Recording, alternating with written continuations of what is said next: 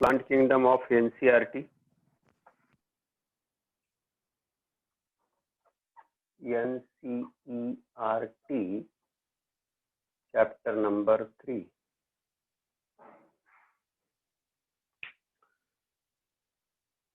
काही वर्ड आपण समजून घेतोय जेणेकरून आपल्याला चॅप्टर समजायला सोपं जाईल. बरोबर.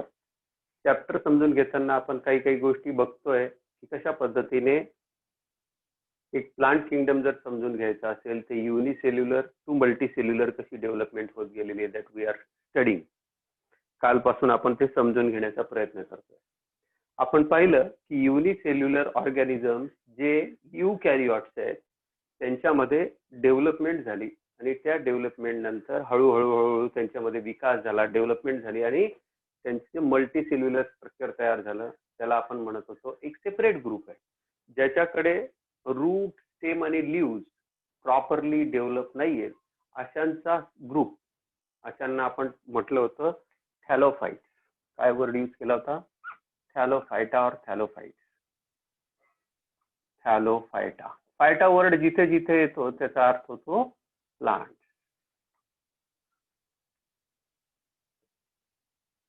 थॅलस. थॅलस शब्द जो आहे तो थॅलस शब्द जेव्हा पण तुम्हाला हा शब्द थॅलस शब्द मिळेल बायोलॉजी मध्ये त्यावेळेला थॅलस शब्दाचा अर्थ घ्यायचा की चपट, फ्लॅट स्ट्रक्चर. फ्लॅट स्ट्रक्चर म्हणजे ज्याची प्लांट बॉडी जी आहे ती कशी आहे? फ्लॅट आहे, चपटी आहे.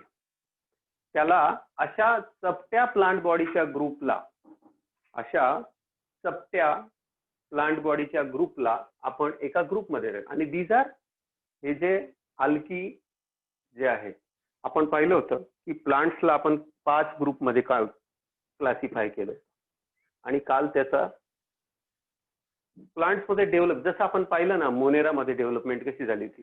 मोनेरा डेव्हलप झाले तर प्रोटिस्ट बनले, प्रोटिस्ट डेव्हलप झाले तर फंजाय बनले, प्लांट्स बनले आणि अॅनिमॅलिया बनले. हे आपण पाहिलं 5 किंगडम क्लासिफिकेशन. तसं प्रत्येक सजीवाच्या बाबतीत झालेलं आहे. म्हणजे तुम्ही उद्या जर मी तुम्हाला अॅनिमल्स शिकवले तर अॅनिमल्स पण याच पद्धतीने शिकवले, फंजाय शिकवले तर फंजाय पण याच पद्धतीने शिकवणार. ही गोष्ट लक्षात असू द्या. आता जर मला बेस काढायचा असेल कशापासून डेव्हलप झाले तर सगळ्यात खाली काय येतील बाळांनो? अल्गी येतील.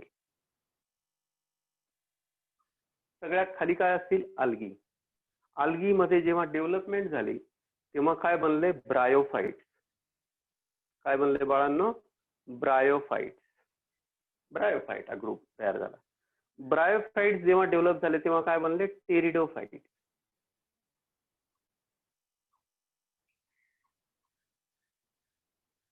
लक्षात.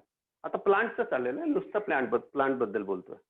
आणि नंतर जिम्नोस्पर्म्स तयार झाले आणि फायनली तयार झाले अँजिओस्पर्म्स. प्लांट मध्ये सगळ्यात ऍडव्हान्स जर कुठले असतील तर दॅट आर अँजिओस्पर्म्स. जे आपल्या आजूबाजूला असतात, ज्यांना फुलं येतात, फळं येतात, ते सगळे कोणत्या कॅटेगरीत येतात? अँजिओस्पर्म्स. म्हणजे डेव्हलपमेंट, प्लांट्सची डेव्हलपमेंट कुठून सुरू झाली?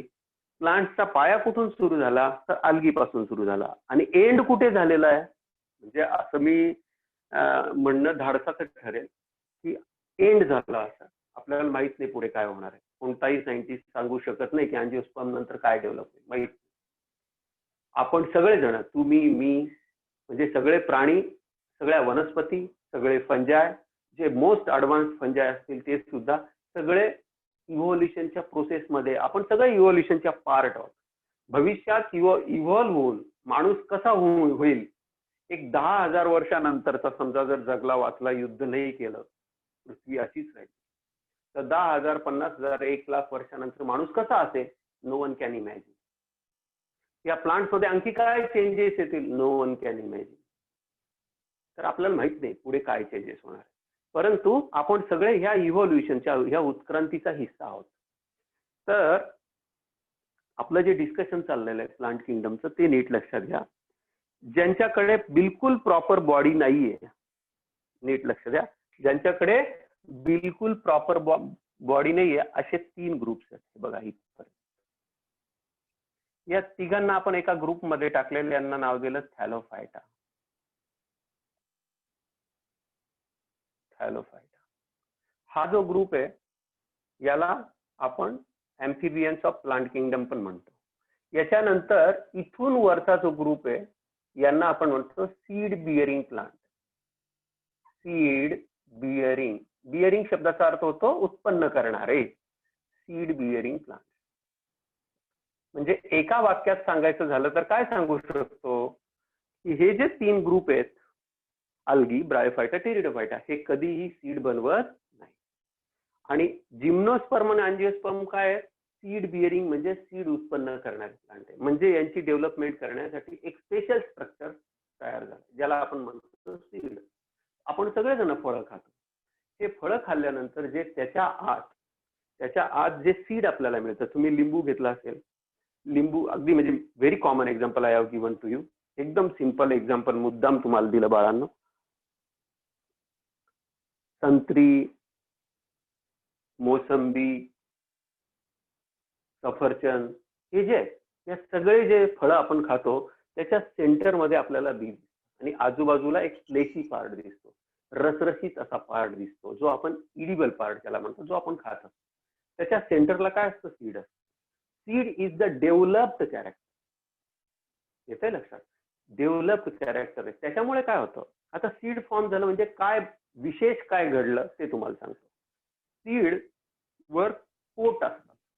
तुम्हाला सांगून तुम्हाला सगळ्यांना माहित पण आहे, फक्त मी त्याला रिवाइज करतो, फक्त तुम्हाला लक्षात ठेवायचं आहे. तुम्हीच विचार करा की जेवढे आज आपण अन्न खातो, आपण जे काही खातो, गहू खातो, बाजरी खातो, ज्वारी खातो, तांदूळ खातो, एवढंच नाही डाळी खातो, बरोबर, निरनिराळ्या प्रकारच्या डाळी खातो, उसळी खातो, हे सगळं काय आहे? काय आहे? These are all seeds. या सगळ्याच्या सगळ्या काय आहेत? म्हणजे आपला जो जीवन निर्वाह आहे, आपलं जे जीवन आहे ते ह्याच्यावर चाललेलं आहे बाळांना. अँजिओस्पर्म्सवरच आपलं जीवन चाललेलं आहे.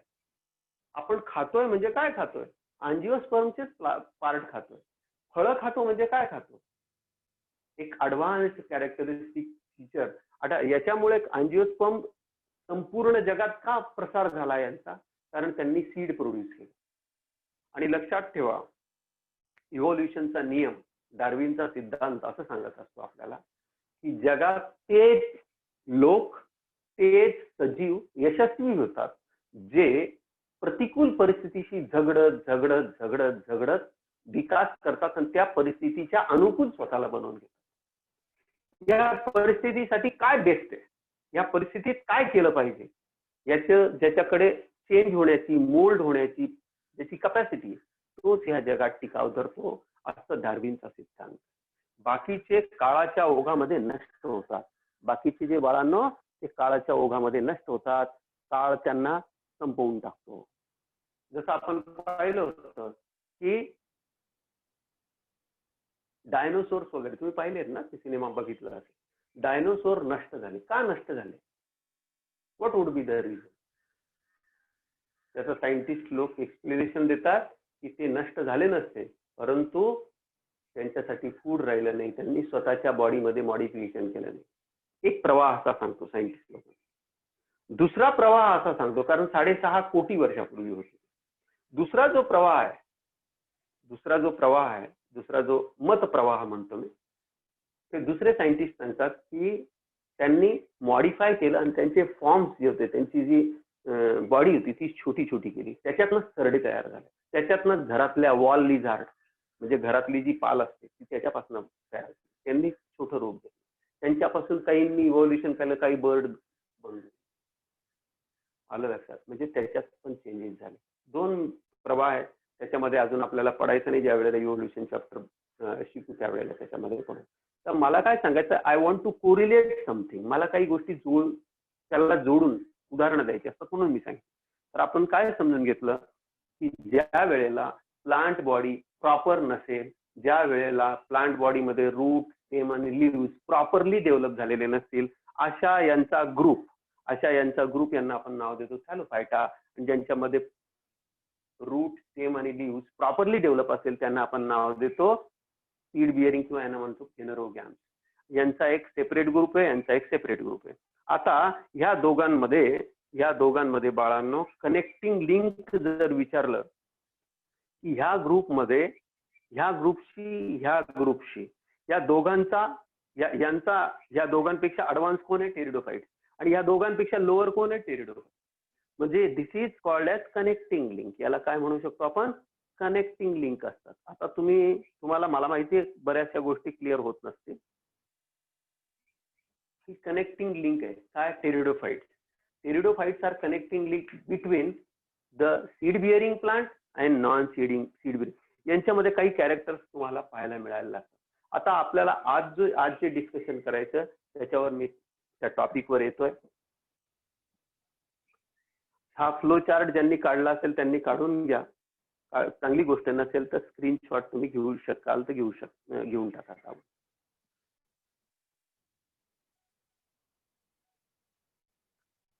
म्हणजे आता आम्हाला प्लांट्सच्या विकासाचा क्रम कळला की प्लांट्स या पृथ्वीवर सगळ्यात आधी जर कोणी बनले असतील तर ते बनले अल्गी. अल्गीमध्ये डेव्हलपमेंट झाली तर बनले ब्रायोफाइट. ब्रायोफाइटामध्ये डेव्हलपमेंट झाली तर बनले टेरिडोफाइट.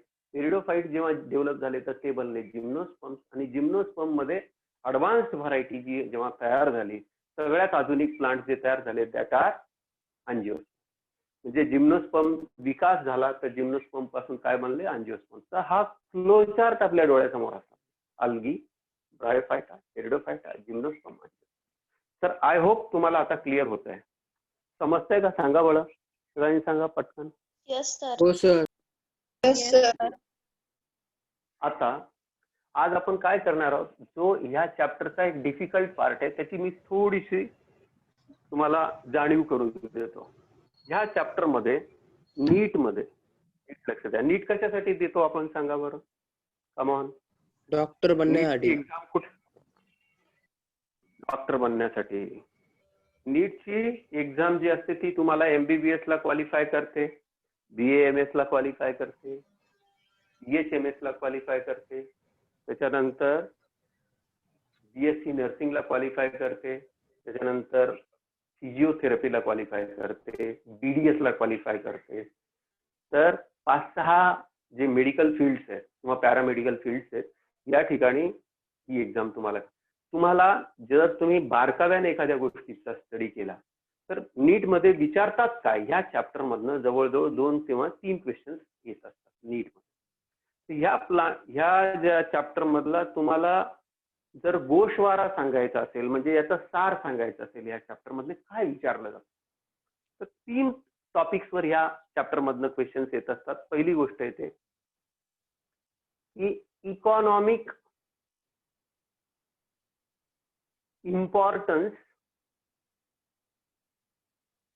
Of algae. हा एक्झामिनर लोकांचा आवडता क्वेश्चन आहे. Economic importance of algae. अल्गीचं व्यावसायिक दृष्ट्या किंवा आर्थिक दृष्ट्या काय महत्व आहे.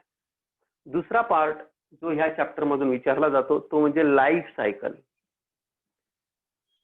सायकल और you can simply say reproduction in lower organisms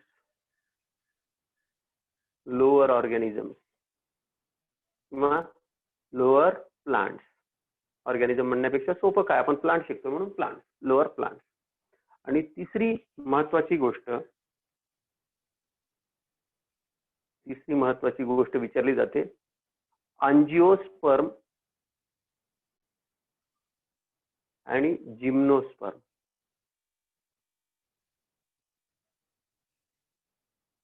यांच्यामधल्या differentiating properties.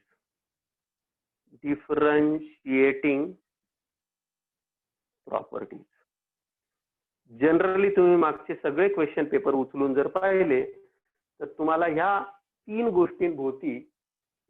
गोष्टींभोवतीच तुम्हाला हे फिरताना दिसेल. थोडंफार कधी काय झालेलं, कधी एक्झाम्पल्स विचारले गेले. कधी example. This is the example of red algae. This is the example of green algae. This is the example of brown algae. किंवा फाइंड आउट किंवा ऑड मॅन आउट करतो आपण की find out find which is not the example of red algae. दिलेले असतील 3-4 प्लांटचे नावं दिलेले असतील, त्याच्यापैकी एक आपल्याला वेगळं काढायचं. म्हणजे कॉम्पिटिटिव्ह लेवल जी असते ती या अँगलने विचार करते की मुलांना कन्सेप्ट समजली आहे का, मुलांच्या डोक्यामध्ये ह्या गोष्टी गेलेल्या आहेत का, त्यांना कशा पद्धतीने यूज करतोय माणूस आणि त्याचा काय परिणाम मिळालेला आहे, त्याच्यापासून काय काय फायदे झाले आहेत, या गोष्टींवर इथले सगळे क्वेश्चन आधारित असतात. ज्यांना पाहिजे त्यांनी स्क्रीनशॉट घेऊ शकतात.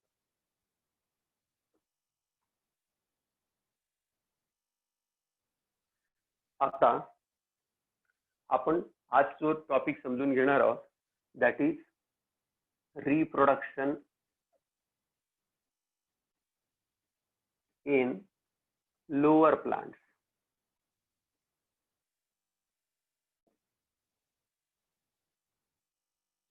प्लांट्स मध्ये बाळांनो रिप्रोडक्शन, तुम्हाला सगळ्यांना रिप्रोडक्शन हा वर्ड कळतो का? What is the meaning of हो, sir. रिप्रोडक्शन? प्रजनन. प्रजनन.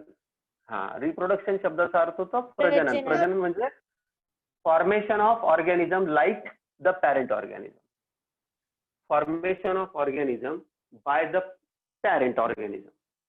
एका वाक्यात सांगायचं, पॅरेंट कडून अपत्याची निर्मिती होणं, त्याच्यासारख्या, त्यांच्यासारख्या अपत्याची, त्यांच्यासारख्या ऑफस्प्रिंगची, त्यांच्यासारख्या प्लांट बॉडीची, प्लांट असेल प्लांट, अॅनिमल असेल अॅनिमल, तर त्याचं फॉर्मेशन होणं that is called as reproduction. Formation of young ones from the parent. Formation of young ones from the parent is nothing but the reproduction. आता रिप्रोडक्शन जे हे reproduction plants मध्ये, animals मध्ये, आपल्यामध्ये नाहीये. काही अॅनिमल्स मध्ये आहे पण आपल्यामध्ये नाहीये. प्लांट्स मध्ये रिप्रोडक्शन 3 पद्धतीने केलं जातं. एक जे रिप्रोडक्शन असतं, कुठल्याही प्लांटच्या बाबतीत म्हणतोय, सगळ्या प्लांटच्या, ऑलमोस्ट सगळ्या प्लांटच्या बाबतीत पहिलं जे रिप्रोडक्शन असतं बाळांनो, त्याला म्हणतात vegetative reproduction. Anybody is knowing what is the meaning of this word? Vegetative reproduction. प्रत्येक एक टर्म तुम्हाला मी समजून सांगणार. दुसरं जे रिप्रोडक्शन असतं that is called as asexual reproduction. Asexual reproduction. आणि तिसरं जे रिप्रोडक्शन असतं that is called as sexual reproduction. घरात कोणीच नाही का? नाही, हा मम्मी बाहेर गेली, म्हणजे नाही का कपडे वगैरे धुते. पप्पा बाहेर गेले, म्हणजे ते बाग छाटणारे ना. ओके. आणि दादा अभ्यास करतोय, त्याचं लेक्चर चालू आहे ना.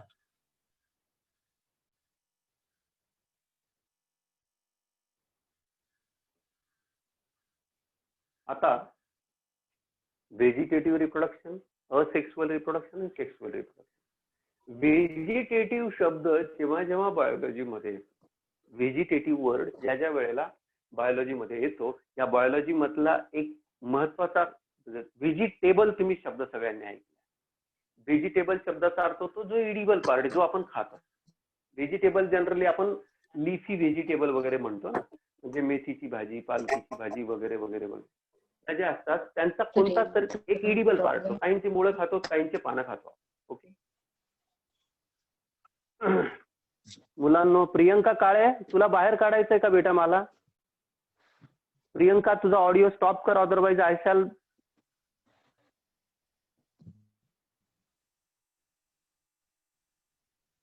ही मुलगी डिस्टर्ब करते अननेसेसरी.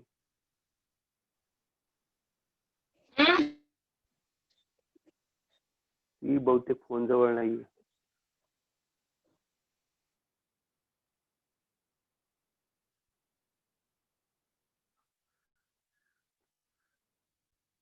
व्हेजिटेटिव्ह शब्दाचा अर्थ होतो अशी प्लांट बॉडीचा असा हिस्सा की जो कुठल्या ना कुठल्या स्वरूपात भाग देतो. उदाहरणार्थ, काहींची फांदी उपयुक्त असते, काहींचे रूट, म्हणजे जे प्लांट बॉडीला बनवण्याचं काम करतात. Root, stem, leaves. Root, stem, leaves यापैकी कुठलाही पार्ट जर नवीन प्लांट बॉडी बनवत असेल, लिसन व्हेरी केअरफुली, कुठलाही पार्ट जर प्लांट बॉडी बनवत असेल तर त्याला आपण काय म्हणतो? Vegetative part. व्हेजिटेटिव्ह पार्ट पासून जेव्हा नवीन प्लांट बॉडी तयार होते नवीन प्लांट बॉडी डेव्हलप होऊन जाते, त्या प्रकारच्या रिप्रोडक्शनला आपण काय म्हणतो, व्हेजिटेटिव्ह. म्हणजे याच्यात कुठल्याही प्रकारचं मेल फिमेल असं तसं असं काही नसतं. काय विशेष असतं याचं, एक्झॅक्टली सेम कॉपी तशी तयार केली.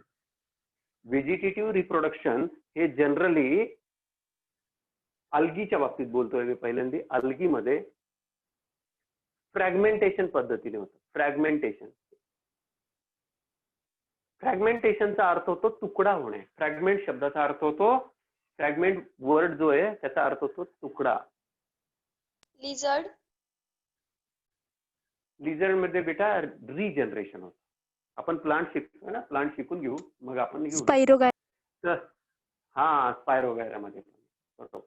म्हणजे काय होतं, फ्रॅगमेंटेशन म्हणजे त्या प्लांटचे समजा ऍक्सिडेंटल किंवा कशाने जर तुकडा झाला असेल, तर समजा एक प्लांट बॉडी आहे म्हणजे छोटंसं अल्गी आहे, शेवाळ आहे. ते शेवाळ जर तुम्ही कुठतरी असं तुकडं त्याला ओढलं, त्याला तोडलं, त्याला दुसऱ्या ठिकाणी टाकून दिलं, तर it will regenerate, it will grow आणि नवीन प्लांट बॉडी बनवून टाकेल. तर अशा पद्धतीचं रिप्रोडक्शन जवळजवळ प्लांट्समध्ये सगळ्या ठिकाणी आपल्याला. फक्त प्लांट्सचे प्रत्येक वेळेला प्लांट्सचा प्रत्येक पार्ट काम करेल. आता उदाहरणार्थ तुम्ही एक पान घेतलं गुलाबाचं म्हणतो, आणि ते गुलाबाचं पान घेतलं आणि तुम्ही कुंडीत खोचून दिलं, तर it is not going to grow. परंतु गुलाबाची फांदी तुम्ही घेतली, लिसन व्हेरी केअरफुली, तुम्ही फांदी घेतली, मोगऱ्याची फांदी घेतली, एवढ्याची फांदी घेतली, तर तिथून ते ग्रो होऊ शकतात, त्यांना खाली मुळं येऊ शकतात. येतंय लक्षात? This is all comes under vegetative reproduction. कळतंय का सगळ्यांना? म्हणजे जर प्लांट बॉडीचा असा एखादा हिस्सा असेल की ज्याच्यापासून नवीन प्लांट बॉडी तयार होऊन जाईल विदाउट फ्युजन ऑफ गॅमेट्स किंवा विदाउट कुठल्याही प्रकारची इन्व्हॉल्वमेंट नाही सेक्स ऑर्गनची, ज्याच्यात सेक्स ऑर्गनची बिलकुल कुठलीही इन्व्हॉल्वमेंट नसते आणि प्युअर प्लांट बॉडीच्या कुठल्याही हिस्स्यापासून, निरळे हिस्से असू शकतात, त्याच्यापासून नवीन प्लांट बॉडी तयार होते, त्याला आपण म्हणतो व्हेजिटेटिव्ह रिप्रोडक्शन. दुसरं जे असतं that is asexual reproduction. Asexual reproduction हे हायर प्लांट्स मध्ये आपल्याला पाहायला मिळत नाही, फार कमी प्रमाणात पाहायला. अतिशय ऍडव्हर्स कंडिशन असेल तर काही प्लांट शो करतात. लोअर प्लांट्स मध्ये आपल्याला हा प्रामुख्याने पाहायला मिळतो. आता तुम्ही म्हणाल सर की प्लांट बॉडीला जर ग्रो करायचं असेल, सगळ्यात सिंपल प्लांट बॉडी कोणाची आहे? सगळ्यात सिंपल प्लांट बॉडी कोणाची आहे? अल्गी. त्याच्यापेक्षा थोडीशी सुधारित कोणाची आहे? ब्रायोफाइट. त्याच्यापेक्षा अधिक सुधारित कोणाची आहे? टेरिडोफाइट. या तिघांमध्ये आपल्याला काय दिसतं? Asexual reproduction. असेक्सुअल रिप्रोडक्शन याचा अर्थ गॅमेट्स नाहीत, नो गॅमेट्स. No gametes इथं काय are म्हणतात required. बाळांनो? गॅमेट्स नाही, इथे काय असतात? स्पोर्स असतात. काय असतात बाळांनो? स्पोर्स. आता गॅमेट्स आणि स्पोर्स मध्ये काही फरक आहे, पुढे गेल्यावर शिकवतो मी तुम्हाला. पहिल्यांदा मला एक गोष्ट सगळ्यांनी सांगा, जेवढे मुलं आहेत त्या सगळ्यांनी, कोणी थंब पाठवा किंवा काही मेसेज करायचा किंवा काहींना ऑडिओ चालू करून सांगायचं असेल तर सांगू शकता. मला एक गोष्ट सांगा, तुम्हाला हॅप्लॉइड डिप्लॉइड हा प्रकार कळतो का? हो. Haploid and diploid. ज्यांना कळतो त्यांनी एक्सप्लेन करा, आणि ज्यांना नाही कळत त्यांनी सांगा की सर आम्हाला हा वर्ड माहित नाही. कम ऑन, बोला पटकन. Diploid means double, haploid means triple. Haploid means triple. Okay, बरं. No, sir. No sir, haploid means single, diploid means double. काय सिंगल काय डबल बाळांनो? That's my question. What is single, what is double? कशाच्या बद्दल? Haploid and diploid हा word कुठे use केला जातो? Haploid has a single chromosome and diploid has a two pair of chromosomes. Yes. कोण बोललं बेटा? दीक्षा का? कोण बोललं? बोला, नाव सांगा तुझं. तुझं नाव सांग. बरोबर बोलली तू, चुकलेलं नाहीये, बोल. Diksha Pali. Okay, good. Sakshi की बहन हो ना तू? हेलो, साक्षी Yes, की बहन sir. हो ना बेटा? Yes. हिने बरोबर सांगितलं, हॅप्लॉइड आणि डिप्लॉइड. हॅप्लॉइड शब्द जेव्हा जेव्हा येईल, लक्षात ठेवा, इथून पुढे मी काही गोष्टी लिहून देतोय वहीमध्ये, एकदम परफेक्ट, डोक्यामध्ये पण जाऊ द्या आणि वहीमध्ये पण राहू द्या. हॅप्लॉइड शब्द, डिप्लॉइड शब्द हा प्लॉइडीशी संबंधित असतो. कशाशी संबंधित असतो? प्लॉइडी. आणि प्लॉइड हा जो वर्ड असतो हा क्रोमोझोमला दाखवतो. काय दाखवतो? क्रोमोझोम सेट दाखवतो. सेट. आता जर तुम्हाला हे नाही समजलं ना, प्लॉइड शब्द काय दाखवतो? क्रोमोझोमचा सेट. डाय मीन्स 2, ज्याच्याकडे 2 क्रोमोझोमचे सेट आहेत. हॅप म्हणजे 1. हाफ लक्षात आहे. हाफ तर अर्ध, ज्याच्याकडे एकच आहे. याला बायोलॉजी मध्ये दाखवताना कसं दाखवतात? डिप्लॉइड दाखवताना 2n लिहितो आपण. काय लिहितो? 2n. आणि हॅप्लॉइड दाखवताना n लिहितो आपण. हॅप्लॉइड म्हटलं तर काय लिहायला पाहिजे? n. आणि डिप्लॉइड म्हटलं तर काय म्हणायला पाहिजे? 2n. आता मला माहिती आहे तुमच्यापैकी बरेचसे मुलं जे आहेत त्यांना असं वाटत असेल, sir whatever you are teaching we are not getting. एक ह्युमन बिंगचं एक्झाम्पल घेऊन तुमच्या डोक्यात ही गोष्ट टाकतो. हीच गोष्ट थ्रू आउट सगळीकडे ऍप्लिकेबल आहे. सगळ्या ठिकाणी हीच गोष्ट अशीच्या अशी अप्लाय करायची आहे. ज्या ठिकाणी अपवाद असेल, काही चेंज असेल, त्यावेळेला मी सांगेन. जोपर्यंत मी सांगत नाही तोपर्यंत ही गोष्ट ऍज इट इज डोक्यात ठेवायची. येते सगळ्यांच्या लक्षात? तिकडे लक्ष. तुमची, माझी, आपली सगळ्यांची बॉडी कशी असते? डिप्लॉइड असते. आपली बॉडी कशी असते बाळांनो? डिप्लॉइड.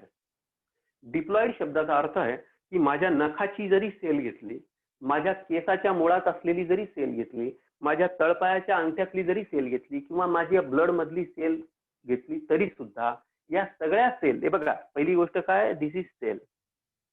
समजा ही सेल आहे. या सेलच्या आत काय असतो? आपण सगळे काय आहोत बाळांनो? युकॅरियोटिक ऑर्गॅनिझम्स. आपण सगळेजण काय आहोत? बोला पटकन, रिपीट करा माझ्याबरोबर. आपण सगळे काय आहोत? Eukaryotic organism. एक्झॅक्टली. म्हणजे युकॅरियोटिक ऑर्गॅनिझम आहे. म्हणजे आपल्या सगळ्या सेलकडे काय आहे? Nuclear membrane. काय? न्यूक्लियस आहे, म्हणजे न्यूक्लिअर मेम्ब्रेन आहे. न्यूक्लियस आहे ना आपल्या सगळ्या सेलकडे. काय? न्यूक्लियस. हे सायंटिस्ट लोकांनी काय केलं, जेव्हा इलेक्ट्रॉन मायक्रोस्कोपचा शोध लागला तेव्हा यांनी काय केलं बाळांनो? यांनी याच्या आत जाऊन या न्यूक्लिअर मेम्ब्रेन, हे बघा पहिल्यांदा काय खोललं? प्लाझ्मा मेम्ब्रेन खोललं, सेल मेम्ब्रेन खोललं. सेल मेम्ब्रेन खोलल्यानंतर काय खोललं? Nuclear membrane खोललं. आणि न्यूक्लिअर मेम्ब्रेनच्या आत यांना काय दिसले? क्रोमोझोम्स दिसले. असे तुम्ही म्हणाल असे असतात का क्रोमोझोम? जेव्हा सेलला डिव्हाइड व्हायचं नसतं त्यावेळेला ते धाग्याच्या स्वरूपात. जेव्हा सेलला डिव्हाइड व्हायचं असतं तेव्हा ते असे अरेंज होतात. बघा बघा नीट लक्ष. ह्या स्ट्रक्चरला आपण क्रोमोझोम असा वर्ड यूज करतो. जर असं धाग्याच्या स्वरूपात असेल तर याला आपण म्हणतो DNA. हा धागा आहे. परंतु ज्या वेळेला सेलला डिव्हाइड करायचं असतं त्यावेळेला जसं ह्या पेनला मी दोरा गुंडळला पटपट पटपट पटपट, तर दोरा गुंडळल्यानंतर पूर्ण दोऱ्याचे सेट तयार होतील, तसा हा सेट तयार होतो. आता नीट लक्ष द्या. समजा माझ्या बॉडीची सेल, तुमच्या बॉडीची सेल, एक सेल एक्झामिन करायची ठरवली. एखादा एक सायंटिस्ट असेल, त्याच्याकडे तुम्ही ब्लड दिलं आणि त्याने सांगितलं की आमचं जी सेल आहे ती एक्झामिन करून दे. ते कोणकोणते प्रॉब्लेम्स आहेत, आज असा स्टडी अवेलेबल आहे. तर आता हे खोललं समजा. आता हे खोललं. आता डिप्लॉइड तुम्हाला काय ते पहिल्यांदा समजून घेतो. आपल्याकडे हा जो एक सेट आहे, एक सेट मम्मीकडून आलेला आहे आणि एक सेट पप्पांकडून आलेला आहे. एक सेट मम्मीकडून आलेला आहे आणि एक सेट पप्पांकडून आलेला आहे. लेट्स से की हा पप्पांचा क्रोमोझोम आहे. ठीक आहे, हा पप्पांचा क्रोमोझोम आहे आणि हा जो क्रोमोझोम आहे हा मम्मीचा आहे.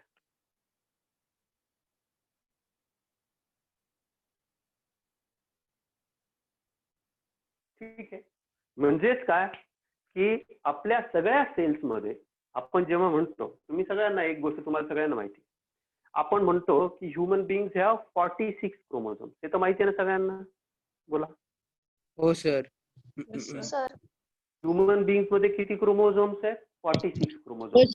हे 46 क्रोमोझोम्स आहेत म्हणजे किती क्रोमोझोम्स, किती पेअर्स आहेत? 23 पेअर्स आहेत. किती जोड्या आहेत बाळांनो? 23 पेअर्स आहेत. किती पेअर्स आहेत? 23 23 पेअर्स. येत आहे लक्षात? म्हणजे 23 पेअर्स हा 23 काय झाला? हा एन नंबर झाला. काय नंबर झाला? एन. 2 पेअर, आता पेअर्स म्हणजे नुसता 23 ज्या वेळेला म्हणेल त्यावेळेला एन, आणि ज्या वेळेला मी 46 म्हणेल त्यावेळेला 2n. का बर? कारण काय? n plus n is equal to mathematics काय सांगता आपल्याला? 2n. Are you getting? म्हणजे एक n मम्मीचा, एक n पप्पांचा, एक n मम्मीचा, एक n पप्पांचा, हे 2 n आले म्हणजे मम्मीने किती किती क्रोमोझोम दिले? 23. पप्पांनी किती दिले? 23. 23 प्लस 23 इज इक्वल टू 46. येतंय का लक्षात? Come on. Yes sir. येतंय का Yes, लक्षात? sir. येस. म्हणजे ज्या वेळेला मी 2n म्हणेल, ज्या वेळेला मी 2n म्हणेल, ज्या वेळेला मी वर्ड यूज करेल 2n किंवा डिप्लॉइड. काय वर्ड यूज करेल मी? डिप्लॉइड. डिप्लॉइड शब्दाचा अर्थ आहे की अशी सेल जिच्याकडे 2 सेट आहेत. कशाचे? क्रोमोझोमचे. त्याच्याकडे एक मेल पॅरेंटचे आहेत, एक फिमेल पॅरेंट. एक मेल पॅरेंटचे, एक फिमेल पॅरेंट. म्हणजे ज्याच्यामध्ये दोघांनी वाटा घेतला. ही गोष्ट कळली का सगळ्यांनी? सांगा बरं मला. म्हणजे हो सर. आपल्या बॉडीच्या सगळ्या सेल्स, लिसन व्हेरी व्हेरी केअरफुली, आपल्या बॉडीच्या सगळ्या सेल्स एक्सेप्ट सेक्स सेल्स किंवा गॅमेट सोडले तर बाकी सगळ्या सेल्स कशा असतात? नेहमी कशा असतात? आपल्या बॉडीबद्दल बोलतोय किंवा कुठल्याही ॲडव्हान्स ऑर्गॅनिझम मध्ये जेव्हा बोलतो त्या सेल्स कशा असतात बाळांनो? 2n असतात. कशा असतात? या डिप्लॉइड असतात. कशा असतात? 2n असतात. कशा असतात? डिप्लॉइड असतात. बोला, कशा असतात? डिप्लॉइड. Diploid. 2n असतात. 2 सेट असतात. 2 येतंय सेट. लक्षात? म्हणजे एक सेट मेल पॅरेंट कडून, एक सेट फिमेल पॅरेंट कडून, अशा सगळ्या सेल्स कशा असतात? 2n. येतंय लक्षात? आता ही गोष्ट जर तुमच्या डोक्यात लक्षात, ही जर गोष्ट कंप्लीट आली असेल डोक्यामध्ये, फिट बसली असेल, तर तुम्हाला मला पुढचं शिकवता येईल. म्हणजेच एक गोष्ट लक्षात ठेवायची, गॅमेट हा वर्ड आला रे आला. बायोलॉजी मध्ये बाळांनो गॅमेट हा वर्ड आला. गॅमेट अतिशय मोठ्या अक्षरात लिहून ठेवा. गॅमेट्स आर always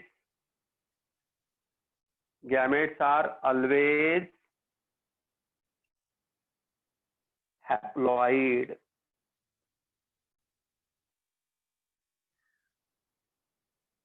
गॅमेट्स नेहमी कसे असतात?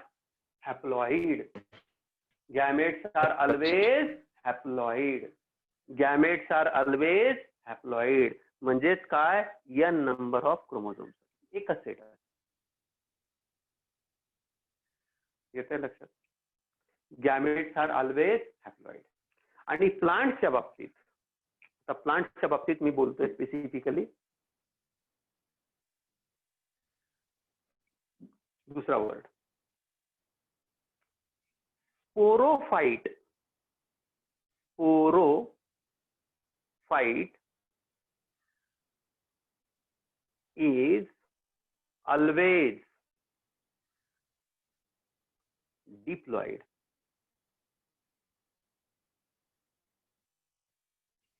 हे 2 वाक्य, हे 2 छोटे छोटे सेंटेन्स कायमसाठी लक्षात ठेवायचं. डिप्लॉइड शब्दाचा अर्थ होतो 2 सेट. लक्षात ठेवायचं की डिप्लॉइड तयार होण्यासाठी मेल आणि फिमेलचं फ्युजन होणं, म्हणजे जर सेक्शुअल रिप्रोडक्शन होऊन प्रोडक्शन होत असेल स्पोरोफाइटचं, तर त्यावेळेला 2 गॅमेट्सचं फ्युजन झालं पाहिजे. गॅमेट्स फ्यूज झाल्याशिवाय डिप्लॉइड स्ट्रक्चर बनत नाही. म्हणजे याच्या आधीची स्टेप्स काय असते? तर झायगोट असतो. आणि झायगोट लिहून ठेवा, zygote is always diploid. Zygote is always diploid. Zygote is always diploid. आणखी काय लक्षात ठेवायचं? It is formed by fusion of male and female gamete. आता परत मी ह्युमन बिंग वर येतो म्हणजे तुमचा शंका पूर्ण निघून जाईल. बघा,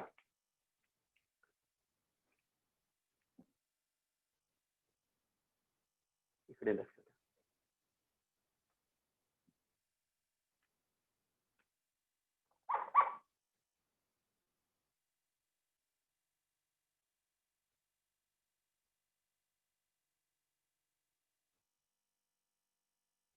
फिमेल जे असतात, पुढे तुम्हाला मी शिकवणारच आहे, फक्त आता टाइम बिंग लक्षात ठेवायचं.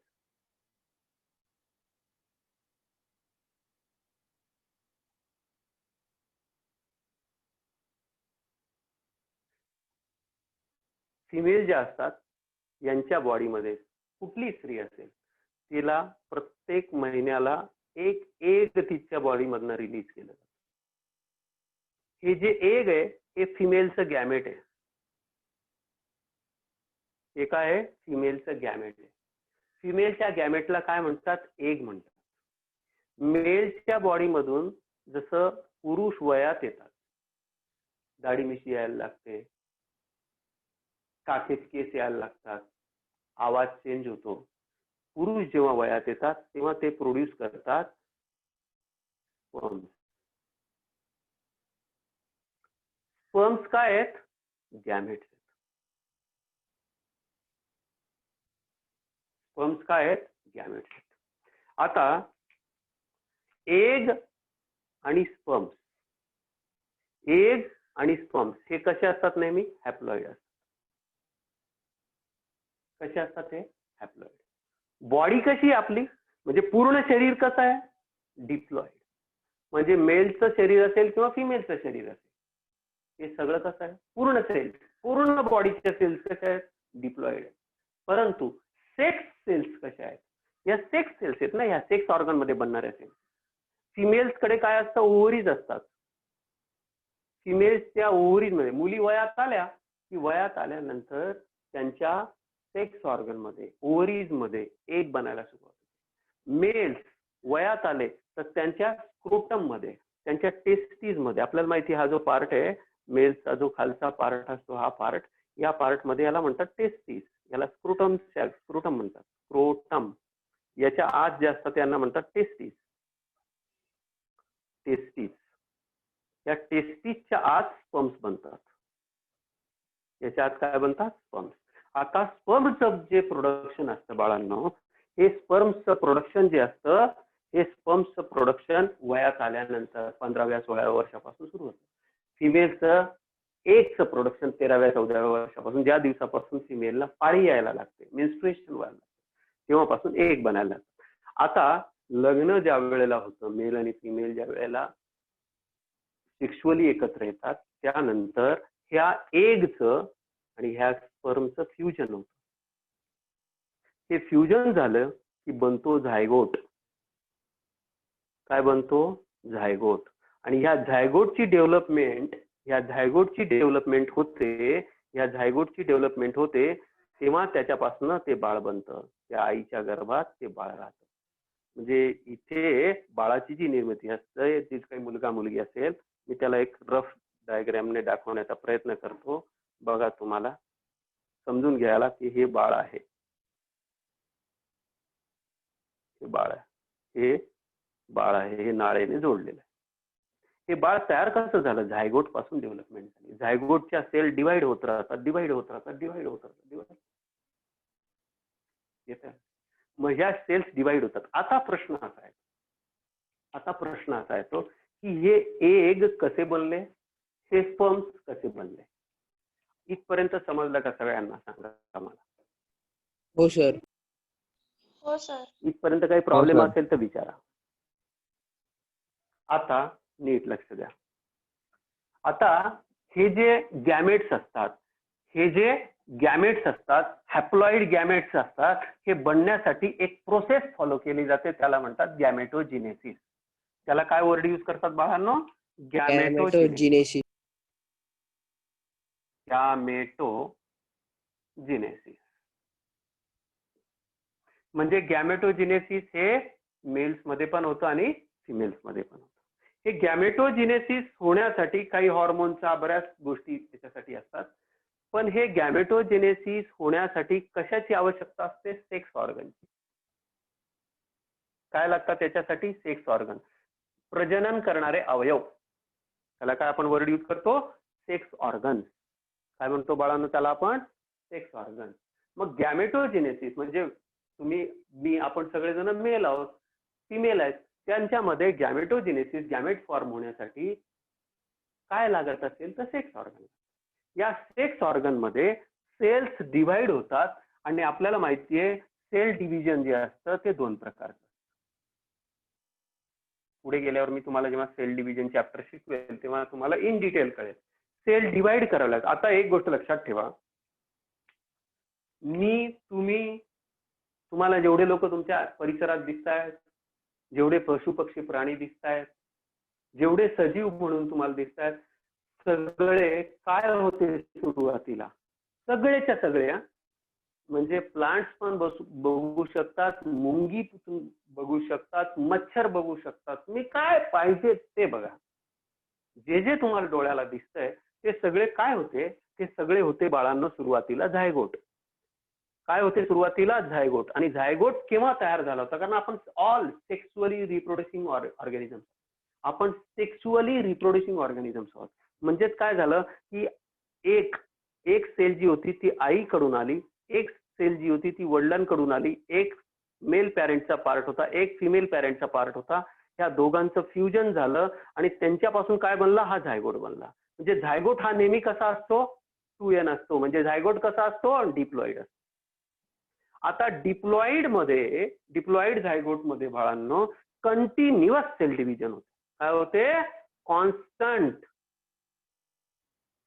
कंटिन्युअस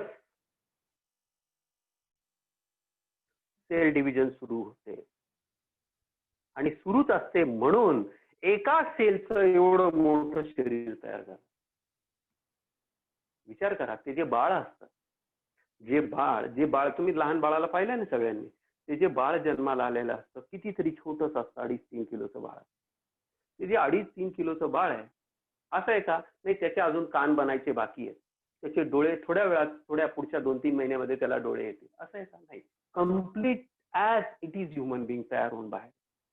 मग हा जो कम्प्लीट ह्युमन बिंग तयार होतो फक्त मोठ्या ह्युमन बिंगचं छोटंसं स्वरूप आहे.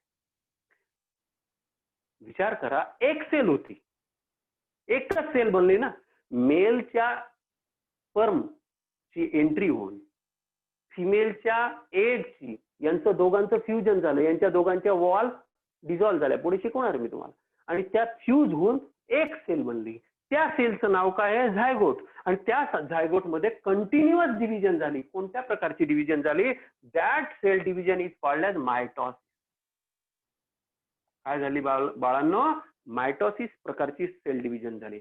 मायटॉसिस प्रकारची जेव्हा सेल डिव्हिजन होते तेव्हा काय होतं? एका सेल पासून 2 सेल बनतात, पुन्हा एका सेल पासून 2 सेल बनतात, पुन्हा एका सेल पासून 2 सेल बनतील, प्रत्येक सेल पासून 2-2 सेल बनतील. आणि ही डिव्हिजन कॉन्स्टंट सुरू राहते आणि यामुळे बिलियन्स नव्हे ट्रिलियन्स ऑफ द सेल्स आपल्या बॉडीमध्ये बनतात. किती बनतात? ट्रिलियन. बिलियनचा हिशोब, ट्रिलियन्स ऑफ द सेल आपल्या बॉडीमध्ये. पण सुरुवातीला तर सेल एकच होती, त्या सेलमध्येच डिव्हिजन झाली आणि त्या सेल डिव्हिजन पासून एवढं मोठं शरीर तयार. मग डोळे कसे बनले, कान कसे बनले, हात कसे बनले, पाय कसे बनले, कशापासून तोंड बनलं, कशापासून डायजेस्टिव्ह सिस्टीम बनली, कशापासून रेस्पिरेटरी सिस्टीम, हे पुढे गेल्यावर आपण एम्ब्रिओलॉजी मध्ये शिकणार. असंच प्लांट, जसं ॲनिमल एम्ब्रिओलॉजी असं प्लांट एम्ब्रिओलॉजी. मला काय म्हणायचं ते नीट समजून घ्या. मला तुमच्या डोक्यामध्ये कन्सेप्ट टाकायची आहे की बॉडी बनण्यासाठी मायटॉसिस व्हावं लागतं. आणि मायटॉसिस काय आहे? Equational sale division. मायटॉसिस काय असतं बाळांनो? Mitosis is a type of cell division and it is always equational division. पुन्हा नवीन वर्ड आला आणि पुन्हा कन्फ्यूज करायला लागला. इक्वेशनल डिव्हिजन काय प्रकार आहे? इक्वेशनल आम्हाला फक्त इक्वेशन मॅथमॅटिक्स मधलंच माहित होतं. इक्वेशनल शब्द काढून टाका. हा शब्द इथून एवढा उडवून द्या. हे बघा इथपर्यंत हा काढून टाका. आता काय शब्द उरतोय कोण सांगतं? उडवला मी. काय दिसतोय आता? इक्वल. इक्वल. इक्वल. क्या बात है, व्हेरी गुड. हा आता इक्वल दिसला फक्त आम्हाला. कशी डिव्हिजन झाली? इक्वल. इक्वेशनल सोडून द्या. आपल्याला लिहिताना इक्वेशनच लिहायचं आहे, परंतु कशी आहे ही ऍक्च्युअली? Equal division. म्हणजे ही जर 2n असेल तर ही पण कशी असेल? 2n. ही पण कशी असेल? 2n. ही पण कशी असेल? 2n. ही पण कशी असेल? 2n. येत आहे लक्षात? म्हणजे या सेल पासून डिप्लॉइड पासून नेहमी डिप्लॉइड बनत राहतील. किती दिवस? Till the end of the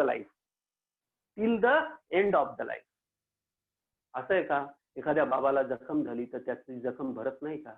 एखादा म्हातारा आहे 80 वर्षाचा, एखादा म्हातारा आहे, त्याला जखम झाली किंवा त्याने छोटंसं ऑपरेशन केलं, त्याला छोटं मोठं ऑपरेशन झालं, तो पडला, त्याच्या सेल चांगली, तिची जखम भरणार नाही का?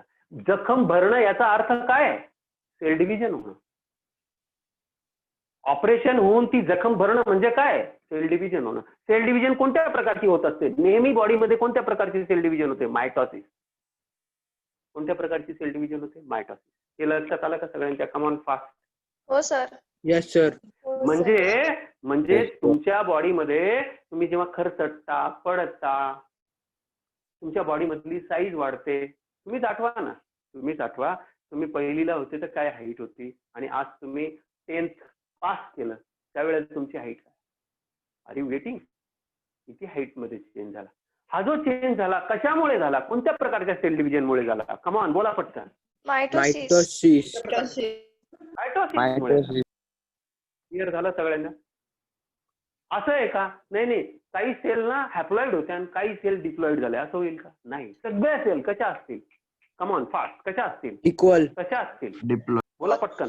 नाव answer is equal.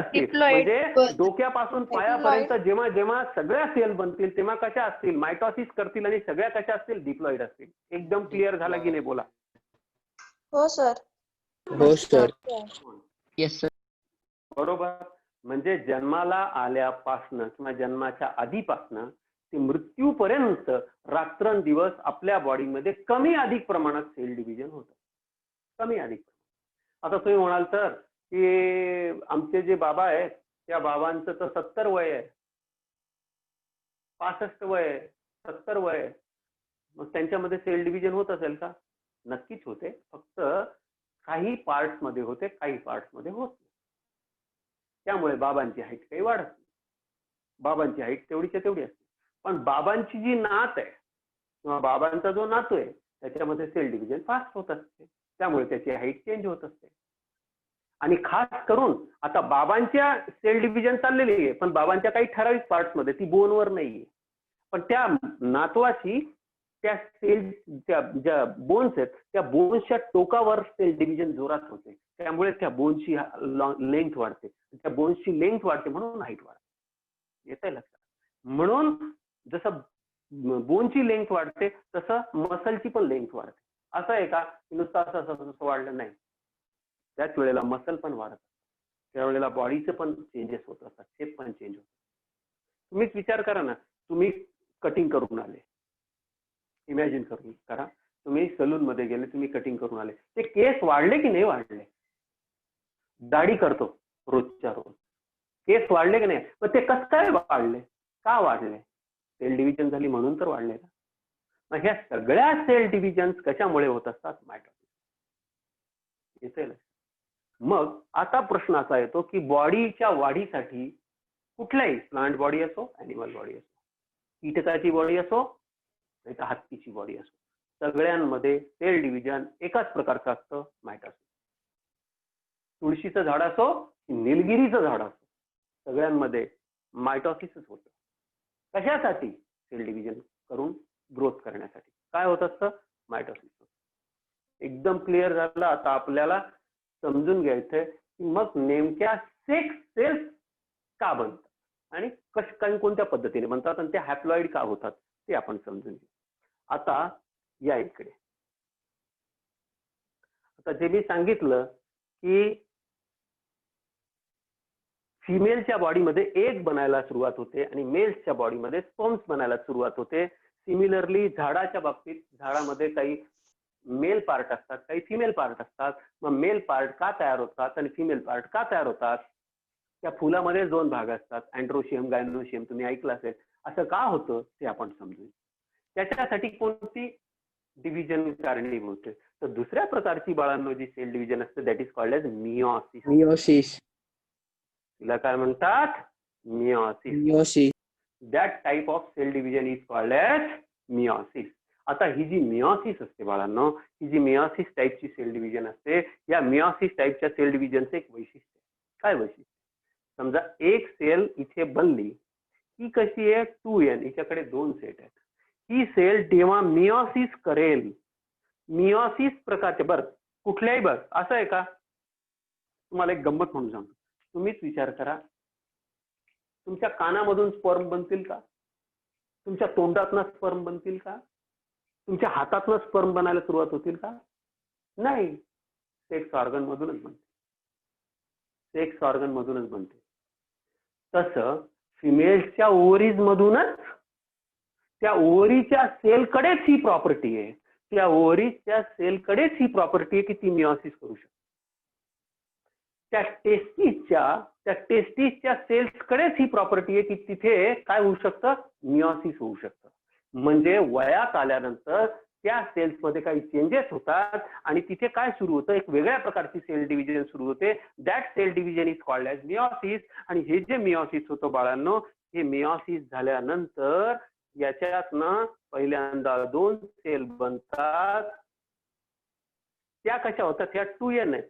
He 2 set आहे तिच्याकडे. आता हिच्याकडे होतात n. पुन्हा हिची एक डिव्हिजन होते जिथे मियोसिस फर्स्ट होतं आणि या ठिकाणी मियोसिस सेकंड होतं. ते काय होतं? Meiosis second. या पण सेलचं मियोसिस सेकंड होतं आणि ह्या पण सेलचं होतं आणि याच्यापासून सेल बनतात पुन्हा 2. म्हणजे एका सेल पासून 4 सेल बनतात. काय बनतात? एका सेल पासून 4 सेल बनतात आणि सगळ्याच्या सगळ्या कशा असतात? हॅप्लॉइड. या सगळ्या सेल्स कशा आहेत? हॅप्लॉइड. हॅप्लॉइड.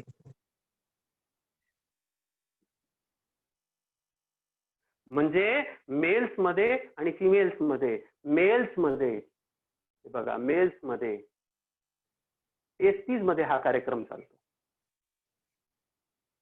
टेस्टिस मध्ये स्पर्म्स बनतील पण कोणत्या पद्धतीने? मियोसिस टाईपची सेल डिव्हिजन करून. आणि फिमेल्स मध्ये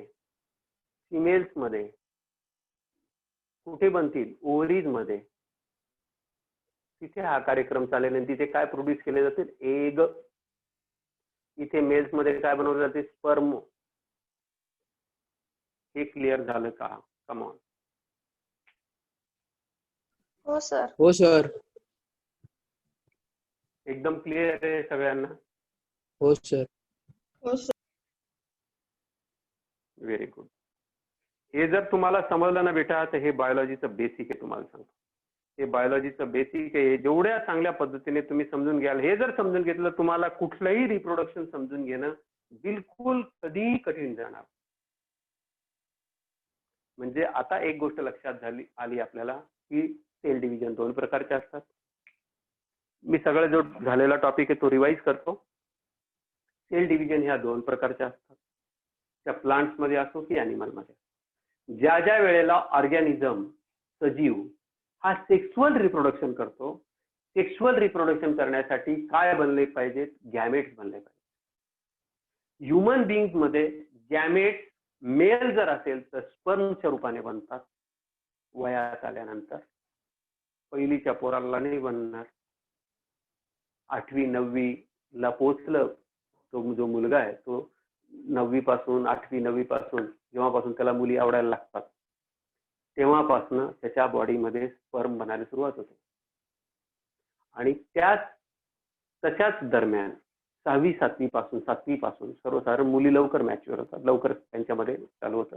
7वी पासून फिमेल्समध्ये मेन्स्ट्रुएशन सुरू होतं, पाळी त्या वेळेला येते, तेव्हापासून फिमेल्सच्या बॉडीमध्ये एग बनायला सुरुवात होते. तुम्हाला लक्षात आलं असेल की 12व्या 13व्या 14व्या वर्षापर्यंत फिमेल्समध्ये एगचं प्रोडक्शन सुरू होतं. एगचं प्रोडक्शन होण्यासाठी ओव्हरीज ऍक्टिव्ह होतात. लेफ्ट आणि राईट साईडला तुमच्या नाभीच्या खालच्या भागामध्ये युटेरस असतं, गर्भपिशवी असते, त्याच्या दोन्ही बाजूला 2 ओव्हरीज असतात. त्या ओव्हरीज मध्ये याची सुरुवात झालेली असते, तिथे एग बनतात. मेल्सचा सेक्स ऑर्गनचा जो पार्ट आहे, जो टेस्टिसचा पार्ट आहे, तिथे आत स्पर्मचं प्रोडक्शन सुरू होतं. तिथे प्रोडक्शन का सुरू झालं? कारण ठराविक वयानंतर माणसाला एका ठराविक वयानंतर जन्मल्याबरोबर रिप्रोड्यूस नाही करू शकत, त्याला एक ठराविक वयात यावं लागतं. तसंच झाड, वनस्पतींचं पण तसं आहे. तुम्ही झाड लावलं लगेच त्याला फुलं फळं नाही येत, त्याच्यासाठी त्याला पूर्ण डेव्हलपमेंट व्हावी लागते, नंतर त्याला फुलं लागतात, मग फुलं लागल्यानंतर त्याचं फर्टिलायझेशन झाल्यानंतर फळं लागतात. सेम गोष्ट जी सगळ्या सजीवांच्या बाबतीत आपल्याला थोड्याफार फरकाने हीच गोष्ट दिसणार आहे. हीच गोष्ट आपल्याला आता जे आपण टॉपिक शिकतोय त्याच्यावर अप्लाय करायची. ती अप्लाय केली म्हणजे त्याचा अर्थ काय झाला की बॉडीच्या डेव्हलपमेंटसाठी मायटॉसिस आवश्यक आहे. बॉडीच्या डेव्हलपमेंटसाठी मायटॉसिस आवश्यक आहे. गॅमेट्स हे नेहमी हॅप्लॉइड असतात आणि बॉडीच्या सेल ह्या जनरली प्लांट्स, आता मी लोअर प्लांटच्या बाबतीत बोलतोय त्यामुळे लोअर प्लांटचे हॅप्लॉइड असतात, परंतु जे हायर प्लांट्स आहेत, हायर प्लांट, हायर ॲनिमल्स, या सगळ्यांमध्ये सेल्स ह्या नेहमी डिप्लॉइड असतात आणि डिप्लॉइड सेल ह्या नेहमी डिप्लॉइड सेल प्रोड्यूस करत असतात. डिप्लॉइड सेलमध्ये मायटॉसिस होत असतं. बॉडीच्या ओव्हरऑल बॉडीमध्ये फक्त सेक्स ऑर्गन सोडून बाकी सगळ्या ठिकाणी कंटिन्युअसली काय होत असतं? मायटॉसिस. आणि बाकीच्या ठिकाणी मिओसिस होतं. कोणत्या पार्टमध्ये? Sex organ. सेक्स ऑर्गन पासून हॅप्लॉइड स्ट्रक्चर्स बनतात, ज्यांना म्हणतात स्पर्म, एग असे नाव आहेत, त्यांना म्हणतो आपण gametes. Gametes are always haploid आणि spores are generally sporophytic plant body जेव्हा बोलू तेव्हा स्पोर्स हे डिप्लॉइड स्ट्रक्चर पासून तयार होतात आणि त्याच्यानंतर जर ते मिओसिस होत असेल तरच हॅप्लॉइड स्पोर्स तयार होतात. ते कसे होतात, काय होतात, उद्या आपण व्यवस्थित समजून घेऊ. आणि काय असतं हॅप्लॉन्टिक लाईफ सायकल, काय असतं हॅप्लोडिप्लॉन्टिक लाईफ सायकल, काय असतं डिप्लॉन्टिक लाईफ सायकल, कशा पद्धतीने हॅप्लॉन्टिक, डिप्लॉन्टिक आणि हॅप्लोडिप्लॉन्टिक कसं असतं ते उद्या आपण समजून घेऊ. Till then, good bye, thank you. Bye sir. Bye sir. Bye sir. Bye sir. Bye बेटा. Bye sir.